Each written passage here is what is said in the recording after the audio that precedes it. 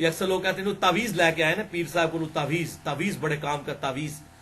اور تعویذ کو ہم بھی مانتے ہیں لیکن سنت تعویذ کو. تعویذ کیا کہتے ہیں؟ پناہ دینے والی. اعوذ بکلمات اللہ، میں اللہ کی پناہ میں آتا ہوں. تعویذ کیا ہوتا ہے؟ پناہ دینے والی چیز. تو ہم سنت تعویذ کو مانتے ہیں، اور سنت تعویذ آپ صلی اللہ علیہ وسلم نے خود تعلیم فرمایا.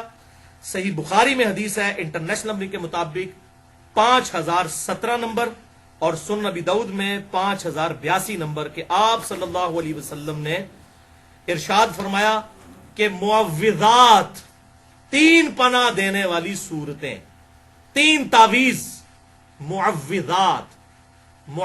ایک ہے معوذتین، وہ 2 بن جاتے ہیں، قل اعوذ برب الفلق اور قل اعوذ برب الناس. لیکن یہاں الفاظ ہیں بخاری میں معوذات، 3 پناہ دینے والی صورتیں. یہ اگر کوئی پڑھ لے تو یہ 3 صورتیں شیطان، جنات اور جادو کے خلاف اللہ کی پناہ میں آنے کا ذریعہ ہے. یہ تعویذ ہیں یہ 3 صورتیں.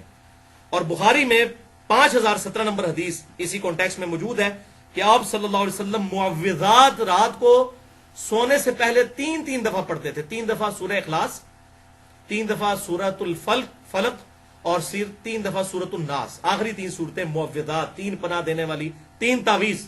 اب مجھ سے کوئی پوچھتا ہے تعویذ، میں نے مننے جناب تعویذ کیوں نہیں؟ 3 تعویذ پڑھ کے 3 دفعہ آپ صلی اللہ علیہ وسلم ہاتھوں کو پھونک کے اپنے پورے جسم پہ جہاں تک ہاتھ پہنچتا تھا آپ صلی اللہ علیہ وسلم دم کیا کرتے تھے. یہ ہے سنت. دم کو بھی ہم مانتے ہیں. اور قربان جب حضرت عائشہ کے الفاظ ہیں اسی حدیث میں کہ جب حضور بیمار ہو گئے تو میں یہ صورتیں پڑھا کرتی تھی، پڑھ کے آپ کے ہاتھوں پر پھونک کے آپ کے ہاتھوں کو ہی آپ کے جسم پہ پھیرا کرتی تھی، اپنے ہاتھوں کو نہیں. ظاہر ہے وہ تو مبارک ہاتھ ہے. تو حضرت عائشہ پڑھتی تھی، حضور صلی اللہ علیہ وسلم کو دم ڈالتی تھی، لیکن دم ڈالنے کے بعد حضور کے ہاتھوں پر پھونک کے حضور کے ہاتھوں کو ہی حضور کے جسم پر صلی اللہ علیہ وآلہ وسلم پھیرا کرتی تھی. تو یہ بہترین تعویذ ہے. تو یہ تعویذ کے حوالے سے بھی سمجھ لیں، تعویذ لٹکانا جو ہے گلے کے اندر قرآنی سورت کا یا قرآنی آیت کا، اس کا ثبوت آپ صلی اللہ علیہ وسلم سے نہیں ملتا، صحابہ اکرام علیہم رضوان سے نہیں ملتا. ایک صحابی کا ملتا ہے لیکن وہ روایت ضعیف ہے. وہ سنن نبی داؤد سے اور مسند امام احمد سے پیش کی جاتی ہے کہ عبداللہ بن عمر بن عاص رضی اللہ تعالیٰ عنہ چھوٹے بچوں کو تو دم ڈالا کرتے تھے، جو بڑے بچے تھے ان کو دم ڈالا کرتے تھے، اور چھوٹے بچے جو پڑھنا نہیں جانتے تھے ان کے گلے میں تختی لٹکا دیتے تھے، اعوذ بکلمات اللہ التامات من شر ما خلق، اعوذ بکلمات اللہ التامات من شر ما خلق، یہ لکھ کر. وہ آگے آ بھی جائے گا، یہ وظیفہ بھی ہے اس میں. تو یہ روایت پکی ضعیف ہے. اس میں محمد بن اسحاق مدلس ہیں اور ان سے روایت کر رہے ہیں، اور محمد بن اسحاق تدلیس کر رہے ہیں. لیکن جو حنفی ہمارے بھائی ہیں بریلوی اور دیوبندی، ان کے نزدیک تو محمد بن اسحاق مردود راوی ہیں، حالانکہ ہمارے نزدیک یہ ثقہ راوی ہیں، انس بن مالک کے شاگرد ہیں. یہی وہ تابعی ہیں جن سے وہ روایت ہے سنن البہیقی کے اندر، دلائل النبوہ امام بہیقی کی کتاب میں، کہ آپ صلی اللہ علیہ وسلم 12 ربیع الاول کو پیدا ہوئے. یہ وہ ہیں. تو یہ محمد بن اسحاق جو ہے اہل سنت کے امام ہے. سیرت ابن ہشام ہو یا سیرت ابن اسحاق ہو، جو سیرت کی پہلی کتاب ہے، یہ محمد بن اسحاق راوی ہیں، تابعی، انس بن مالک کے شاگرد ہیں یہ رضی اللہ تعالیٰ عنہ، لیکن تدلیس کر رہے ہیں. بارہ حنفیوں کے نزدیک تو یہ راوی ایکسیپٹیبل نہیں، تو وہ پھر بھی یہ جعلی روایت پیش کر رہے ہوتے ہیں. ہمارے نزدیک بھی روایت ضعیف، تدلیس کی وجہ سے. وہ راوی سکہ ہیں لیکن ان سے روایت کر رہے ہیں. وہ آپ مسئلہ نمبر 36 دیکھ لیں گے، تدلیس کا ایشو کیا ہے صحیح مسلم کے مقدمے کی روشنی میں. بہرحال ان کے نزدیک تو یہ راوی ایکسیپٹیبل نہیں، پھر بھی لوگوں گے جی وہ عبداللہ بن عمر بن عاص تختی لٹکاتے تھے. تو یہ بھائی ایک ہی روایت تھی، یہ ثابت نہیں ہے. البتہ تابعین سے ثابت ہے کہ وہ قرآنی آیات کے تعویذ لکھ کر گلے میں لٹکایا کرتے تھے بچوں کے. اور اسی سے امام ابن تیمیہ نے بھی یہ مسئلہ لیا اور اپنے فتاوی میں لکھا. اس لیے آپ کو بعض اہل حدیث ہمارے جیلم میں بھی کچھ عرصہ تک پہلے تک تو تعویذ لکھا کرتے تھے، وہ امام ابن تیمیہ کی وجہ سے. تو بھائی ہمارے نزدیک جو چیز آپ صلی اللہ علیہ وسلم اور آپ کے صحابہ سے ثابت نہیں ہے، ہم اس کو ایکسپٹ کرنے کے لیے تیار نہیں ہے ایز اے اس کو امت میں پھیلانے کے اعتبار سے. البتہ اگر کوئی یہ کرتا ہے کہ قرآنی آیت کا تعویذ لکھ کر گلے میں لٹکاتا ہے، تو اس کو تو نہ ہم بدعت کہتے ہیں، نہ شرک کہتے ہیں، نہ حرام کہتے ہیں. یہ فتویٰ نہیں لگ سکتا.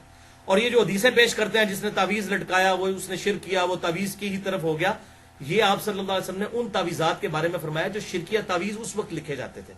آپ تو مسلم شریف کی حدیث نہیں سن چکے؟ 5732 اور 5731 کے اپنے دور جاہلیت کے دم بھی مجھ پر پیش کرو.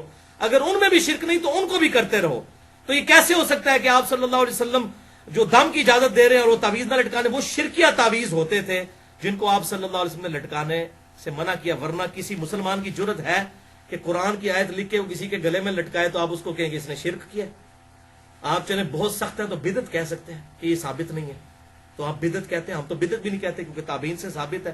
تو جو چیز تابعین سے ثابت ہو اور اس معاملے میں کوئی اختلاف نہ پایا جاتا ہو تو ہم اس کے اوپر کوئی فتویٰ نہیں لگاتے. یہ تو کتاب و سنت کا الحمدللہ منہج اور سلف کا فہم ہے.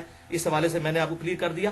البتہ یہ جو بسم اللہ کے 786 حرف لکھے ہوئے ہیں، محمد کے 92 رکھے ہوئے ہیں، اللہ کے 66 رکھے ہوئے ہیں، یہ حروف ابجد اور ان کے تعویذ لکھنا، یہ تو قطعاً کسی صورت ہی ثابت نہیں ہے. اور یہ تو قرآن پاک کے ساتھ بالکل انہوں نے مذاق بنایا ہوا ہے اور الٹا یہ تعویذ لکھ کر جو ہے وہ روٹی روزی چلا رہے ہیں. اس طرح کے معاملات کرنے کی بھائی اسلام میں کوئی اجازت نہیں ہے. بالکل قرآن حکیم کی تعریف ہے. اس طریقے سے حروف ابجد کو ہم مانتے ہیں.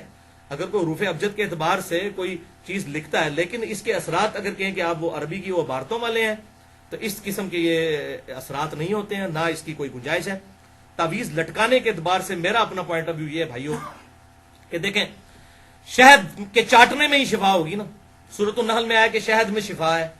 تو اب کوئی شہد کی بوتل گلے میں لٹکا لے کہ جی قرآن میں آیا شہد میں شفا ہے، تو شہد سے شفا حاصل کرنے کا طریقہ بھی آپ صلی اللہ علیہ وسلم نے سکھایا. جو بخاری مسلم میں آتا ہے ایک صحابی کا پیٹ خراب ہو گیا، آپ نے فرمایا اسے شہد دو. وہ بھائی آیا کہا جی اور خراب ہو گیا، فرمایا کہ اللہ کا قرآن سچا ہے تیرا بھائی جھوٹا ہے، ٹھیک ہے دوبارہ شہد دے. 2-3 دفعہ دیا تو شفا ہو گئی. تو یعنی کہ وہ یقین نہیں تھا نا بھی اس کا بنا ہوا. اس حوالے سے یقین بنے گا تو پھر شفا ہوگی نا. یقین بھی ضروری ہوتا ہے، یہ بھی یاد رکھیں. صرف یہ دم درود جو ہے نا یہ زور نہیں لگاتے جب تک آپ کا یقین پیچھے نہیں ہے. یقین ہوگا تو پھر زور لگے گا. وہ عزیمت ہوتی ہے نا. اسی لیے عامل ہوتا ہے، پرہیزگار شخص ہوتا ہے، اس کا پڑھنا اور عام بندے کے پڑھنے میں فرق ہے. احمد بن حنبل رحمہ اللہ کے بارے میں آتا ہے لوگ ان کے پاس لوگوں کو لے جاتے تھے تو وہ جب ایک دفعہ جن کو کہتا نکل جاتا وہ نکل بھی جاتا تھا. تو اس طرح کے معاملات بھی ہو جاتے تھے. عزیمت ہوتی ہے ایک پرہیزگار شخص کی. تو بہرحال میرا اس میں پوائنٹ آف ویو یہ ہے کہ جیسے شہد کی بوتل نہیں گلے میں لٹکائی جا سکتی، لٹکا سکتا ہے کوئی کہے گا لٹکائیں، ہم کہیں گے شہد کو چاٹے تب شفا ہوگی. تو طریقہ بتایا. تو قرآن میں جو شفا آئی سورہ بنی اسرائیل میں آیا کہ قرآن میں شفا ہے، سورہ یونس میں آیا کہ شفا ہے، اس شفا کو حاصل کرنے کا طریقہ تو بتا دیا. یہ 3 تعویذ ہیں معوذات، 3 پناہ دینے والی صورتیں، قل هو اللہ احد اور قل اعوذ برب الفلق اور قل اعوذ برب الناس. یہ پڑھ کر پھونکیں، یہ ہمارے ان اذکار میں موجود ہے.